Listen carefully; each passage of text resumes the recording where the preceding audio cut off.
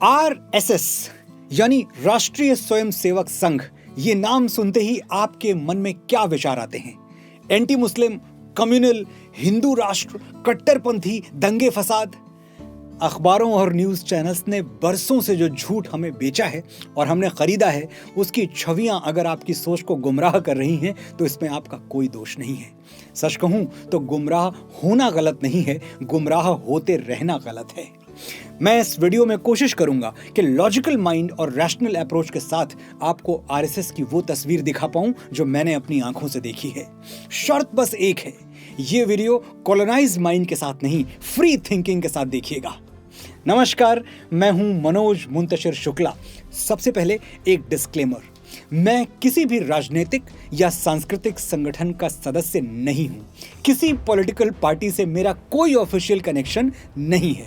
मेरे जीवन में सिर्फ 3 एजेंडाज हैं, सत्य, सेना और सनातन। जो इन तीनों के साथ है मैं उसके साथ हूं, जो इनके खिलाफ है मैं उसके खिलाफ हूं। आगे बढ़ने से पहले आरएसएस का एक क्विक बैकग्राउंड चेक कर लेते हैं। 27 सितंबर 1925 विजयदशमी का दिन था जब डॉक्टर केशव बलिराम हेडगेवार जी ने नागपुर में आरएसएस की स्थापना की थी। सिर्फ 5 लोग इस शुरुआत में उनके साथ थे। डॉक्टर हेडगेवार के बारे में एक किस्सा सुना था जब मैं नागपुर गया था। 1905 में अंग्रेज सरकार ने वंदे मातरम गाने पर बैन लगा दिया था। सिर्फ 3 साल बाद 19 बरस के केशव राम ने अपने विद्यालय में पूरे जोर शोर से वंदे मातरम गा दिया। प्रिंसिपल ने कहा, माफी मांगो या रेस्टिकेशन लेटर तैयार है। वंदे मातरम गाने के लिए कोई देशभक्त कैसे माफी मांग सकता है? केशव राम ने नहीं मांगी, वो विद्यालय से निकाल दिए गए। इस घटना के 16 वर्ष बाद उन्होंने संघ की स्थापना की, जहां आज भी राष्ट्र प्रेम के लिए माफी नहीं मांगी जाती।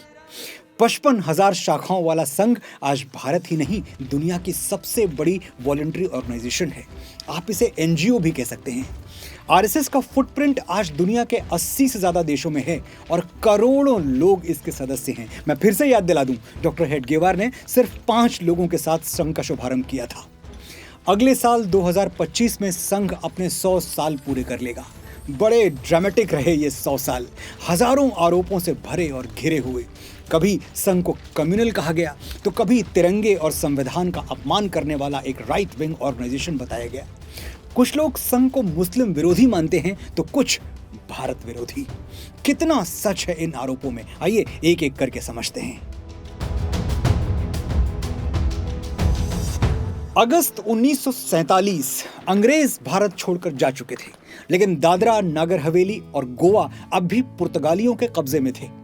जुलाई 1954 में दादरा नगर हवेली को पुर्तगालियों से आजादी मिली, आरएसएस के सहयोग से। हिस्ट्री बुक्स चेक कर लीजिएगा। 2 अगस्त 1954 को संघ के स्वयंसेवकों ने सिलवासा में पुर्तगाली झंडे को उतारकर तिरंगा फहराया और दादरा नगर हवेली को भारत सरकार के हवाले कर दिया। आपने एकदम सही सुना, संघ ने सिलवासा में भगवा झंडा नहीं, तिरंगा फहराया था और देश के संविधान का आदर करते हुए, उसका पालन करते हुए दादरा और नगर हवेली भारत सरकार को सौंप दिया था। अब बारी थी गोवा की।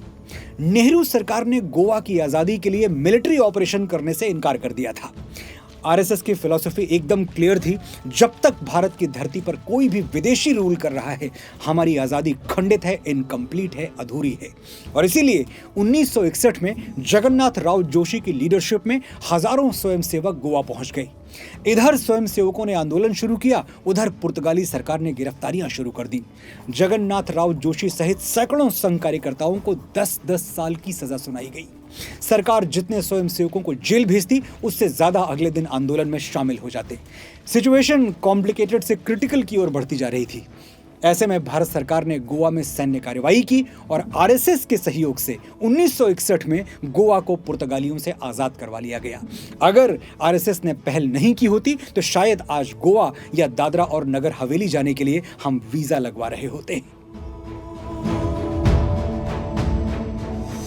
संघ को अपने हिंदुत्व पर, अपनी सनातन संस्कृति पर गर्व है।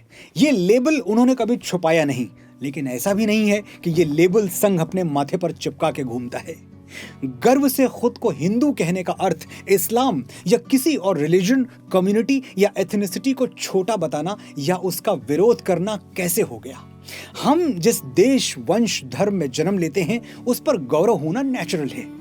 एक छोटे से एग्जाम्पल से समझते हैं। मैं दुनिया में सबसे ज्यादा इज्जत अपने माता पिता की करता हूं, लेकिन इसका यह मतलब तो नहीं कि मैं आपके माता पिता को छोटा समझता हूं या उनके विरुद्ध हूं। मेरे मन में सबके लिए बराबर सम्मान है, लेकिन पांव छूने की बारी आई तो सबसे पहले मैं अपने माता पिता के पांव छूने आगे बढ़ूंगा। अगर मैं अपने पेरेंट्स से ज्यादा आपके पेरेंट्स को सम्मान दूं तो समझ लीजिए मैं लिबरल होने का ढोंग कर रहा हूं और अंदर से मैं एक चालाक और मक्कार इंसान हूं। जो अपने माता पिता की इज्जत नहीं करता वो किसी की इज्जत नहीं कर सकता। सिमिलरली, जो अपने देश और धर्म का सम्मान नहीं करता वो किसी के देश और धर्म का सम्मान नहीं कर सकता। संघ इस झूठे लिबरलिज्म से खुद को दूर रखता है, गर्व से खुद को हिंदू कहता है और इसीलिए अक्सर मिसअंडरस्टैंडिंग का शिकार हो जाता है। अपनी स्वार्थ सिद्धि के लिए संघ पर मुस्लिम विरोधी होने का आरोप लगाने वाले बड़ी आसानी से ये फैक्ट अनदेखा कर देते हैं कि संघ के करोड़ों कार्यकर्ताओं में एक बड़ा हिस्सा मुस्लिम स्वयंसेवकों का भी है। आरएसएस ने बार बार ये कोशिश की कि इस देश के लाखों राष्ट्रवादी मुसलमान एक मंच पर आए और इसीलिए 2002 में राष्ट्रीय मुस्लिम मंच एस्टेब्लिश किया, जो आज देश के लाखों नेशनलिस्ट मुस्लिमों को रिप्रेजेंट करता है। सरसंघ चालक आदरणीय श्री मोहन भागवत जी कई मौकों पर कह चुके हैं, मुसलमान भारत का एक अहम हिस्सा हैं और मुसलमानों के बिना भारत की कल्पना नहीं की जा सकती। जिस संस्था का चीफ ऐसा स्टेटमेंट दे उसे मुस्लिम विरोधी कहना सही है या गलत है, ये मैं आपको नहीं बताऊंगा, आप खुद समझदार हैं। इंटेलेक्चुअल्स को हमेशा ये डर सताता रहा कि आरएसएस एक दिन भारत को हिंदू राष्ट्र बनाकर ही छोड़ेगा। उनका ये डर कितना लॉजिकल है, ये जानने से पहले आपको देश, राष्ट्र और राज्य का अंतर पता होना चाहिए। Country, state and nation are not the same. देश एक भौगोलिक, एक जियोलॉजिकल एरिया है जिसकी एक सर्टेन बाउंड्री होती है। राज्य एक पॉलिटिकल एंटिटी है जिसके अपने नियम, कानून, कायदे होते हैं। लेकिन इन सब से अलग राष्ट्र एक सांस्कृतिक पहचान, एक कल्चरल आइडेंटिटी है जो देश की सीमा और संविधान से कहीं आगे है, उसके परे है। इसे ऐसे समझिए, अगर अमेरिका के कैलिफोर्निया में कोई हनुमान चालीसा पढ़ रहा है या ऑस्ट्रेलिया के सिडनी में कोई ओम जय जगदीश हरे गा रहा है तो इसका मतलब हुआ कि भारत राष्ट्र की सीमाएं अमेरिका से ऑस्ट्रेलिया तक फैली हुई हैं। तो एक बात साफ साफ समझ लेनी चाहिए कि हिंदू राष्ट्र कोई बनाने की चीज नहीं है जो आरएसएस बनाना चाहता है। भारत हमेशा से एक हिंदू राष्ट्र था, है और हमेशा रहेगा। इससे ना किसी को डरने की जरूरत है ना घबराने की। ये तो हुआ पहला फैक्ट। दूसरा इससे भी ज्यादा इंपॉर्टेंट है। आरएसएस के समर्थक और विरोधी दोनों मानते हैं कि संघ देश में यूनिफॉर्म सिविल कोड यानी समान नागरिक संहिता का सबसे बड़ा पक्षधर है, क्योंकि संघ के बेसिक एजेंडे में यूसीसी आज से नहीं पिछले 70 सालों से शामिल है। यूसीसी का मतलब क्या है? देश के सभी सिटीजन्स के लिए एक जैसे नियम कानून, हिंदू, मुसलमान, पारसी, ईसाई, बौद्ध, जैन, सब के लिए सेम लॉ। और ये लॉ वही है जो कॉन्स्टिट्यूशन में लिखा है। आरएसएस ये नहीं कहता कि देश गरुड़ पुराण से चलेगा या आज से मनुस्मृति ही कानून है। एक देश एक कानून, मैं आज तक नहीं समझ पाया कोई इसके खिलाफ कैसे हो सकता है। अभी पिछले दिनों कुछ लोगों ने बड़े विश्वास के साथ संघ वालों को अनपढ़ घोषित कर दिया। ये आरएसएस को छोटा करने का एक चालाकी भरा प्रयास था। चलिए फैक्ट चेक करते हैं कि संघ की बागडोर कितने अनपढ़ों के हाथों में रही है। संघ की स्थापना किसने की? श्री केशव बलिराम हेडगेवार एमबीबीएस थे। अगले सरसंघ चालक श्री लक्ष्मण वासुदेव परांजपे एमबीबीएस, फिर गुरु गोलवलकर बीएससी एमएससी एलएलबी, गुरुजी के बाद मधुकर दत्तात्रेय एलएलबी, फिर रज्जू भैया बीएससी एमएससी पीएचडी, के सुदर्शन बैचलर ऑफ इंजीनियरिंग और वर्तमान में श्री मोहन भागवत जी वेटनरी साइंस में ग्रेजुएट। अनपढ़ कौन से गोला से आए हो भाई? मैं तो प्रार्थना करूंगा कि पूरा देश ऐसे ही अनपढ़ हो जाए। वैसे आरएसएस वाले 3 विषयों में अनपढ़ हैं, ये मैं भी स्वीकार करता हूं। झुकना, दबना और डरना, इन तीनों सब्जेक्ट्स में इनके नंबर 0 हैं। बाकी राष्ट्र धर्म का पर्चा बांट दीजिए, 100 में 100 आएगा। कुछ फैक्ट्स बताता हूं, ध्यान से सुनिएगा। आजादी के बाद कश्मीर के महाराजा हरि सिंह भारत के साथ विलय को लेकर असमंजस की स्थिति में थे।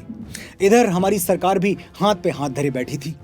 ये वो समय था जब कबायलियों के भेष में पाकिस्तानी सेना लगातार कश्मीर में घुसती जा रही थी।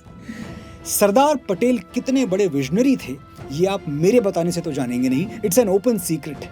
सरदार को विश्वास था कि अगर महाराजा हरि सिंह को कोई समझा सकता है तो वो हैं गुरु गोलवलकर, जो संघ के दूसरे सर संघ चालक थे। सरदार के आग्रह पर गुरुजी खुद श्रीनगर पहुंचे, महाराजा हरि सिंह से मुलाकात की, उनको कन्विंस किया और इस तरह कश्मीर का भारत में विलय संभव हो सका। ये अलग बात है कि नेहरू जी की लिबरल सोच ने कश्मीर और कश्मीरियों को पूरी तरह भारत का हिस्सा कभी बनने ही नहीं दिया। जब तक आर्टिकल 370 का एब्रोगेशन नहीं हुआ था, कश्मीर हमारा होकर भी हमारा नहीं था। वापस लौटते हैं 1947 में। देश का विभाजन हुआ। पाकिस्तान ने जन्म लेते ही भारत पर हमले की योजना बनानी शुरू कर दी। हमारी सेना शूरवीरों से भरी हुई थी, लेकिन हमें और पहरेदारों की जरूरत पड़ी। संघ के स्वयंसेवकों के पास ना तो कोई मिलिट्री ट्रेनिंग थी, ना कॉम्बैट एक्सपीरियंस। फिर भी वो निडर होकर सीमा की पहरेदारी करते रहे और जब पाकिस्तानी सेना ने सीमा लांघने की कोशिश की तो एक एक स्वयंसेवक चट्टान की तरह खड़ा हो गया, जान दे दी, हिंदुस्तान नहीं दिया। उधर ईस्ट और वेस्ट पाकिस्तान में हिंदुओं पर भीषण अत्याचार किए जा रहे थे। बड़ी मुश्किल से कुछ हिंदू अपनी जान बचा के सीमा पार करके भारत आ पाए, लेकिन भारत सरकार के पास इतने रिसोर्सेज नहीं थे कि वो इन रिफ्यूजियों को 2 वक्त की रोटी और सर पे छत दे सके। ऐसे में एक बार फिर संघ आगे बढ़ा।